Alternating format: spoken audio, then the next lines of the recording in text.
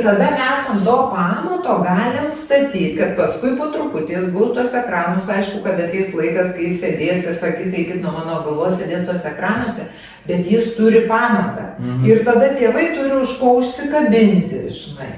Bet jeigu tėvai patys ištisai ten sėdi, suprantis. Ir tada gaunas, nes tėvai iš tikrųjų labai sėdi ir labai nemažai tėvų nesuvokia, kad tai yra įrankis, kad socialiniai tinklai yra įrankis. Super, tai labai gerai. Pakalbėjom šiek tiek apie tos vaikus, koks ten turėtų būti tas kelias link to teoriškai sveiko. Bet aš turbūt gal čia pasakyčiau dabar nesveiko, tokio tvaraus, madingas žodis. Ką jis reiškia? Aš įsikyčiau gal, kaip ten sakė, organiškai, niekam nekenkia. Ergonomiškai, ekologiškai. Ekologiškas santykis su socialiniais. O tai kaip dabar tėvams? Koks turėtų būti tas ekologiškas santykis ir jeigu jis yra netoks ekologiškas, kaip jį tada sugrįžti? Jo, nes žinai dabar labai daug, bet vėlgi, smegenys mėgsta automatizmą, reikia tą suvokti ir kai mes skrolinam ten, arba kad ir su tuo ChatGPT įsileidžiame kažkokius, tai sakykim, kad ir diskusijas, ne?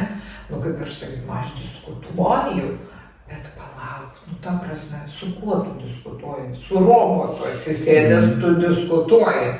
Tu paskambink draugui ir diskutuok, tai tu būsi, ne, bet čia protingesnė, žinai, bet tai yra mašina.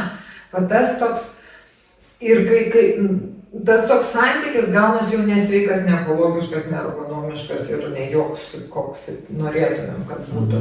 Ne? Ir taip smegenys tuo metu ir dirgiklių gauna, ir, žinai, kaip sakyčiau, ilsisi protas, nes jis varo tą pačią žiurkę ratelyje. Braukiu, žiūriu, galvot nieko nereikia, o čia pakalbėjo, neįdomu, žinai. Tas toks smegenis varo rateliu. Pagalvokim, kai baigės tai žiurkiai ratelyje. Ar jinai iš jo kažkada išeina, ar neišeina, žinai. Tai reiktų patiems labai taip susivokti, nes jeigu mes reikalaujam iš vaikų, dedam jiem programėlės, bet patys tuo tarpu sėdėm telefone, ne, ir bet kuriuo atveju turim 5 minutės ir jau išsitraukiam, gal kas parašė, viešpatėliau visi tokie svarbus, beribizijų, žinai, kad tik rašinėjom ten ištisai. Nugi nerašinėjam, duot biškį savo tos laisvės.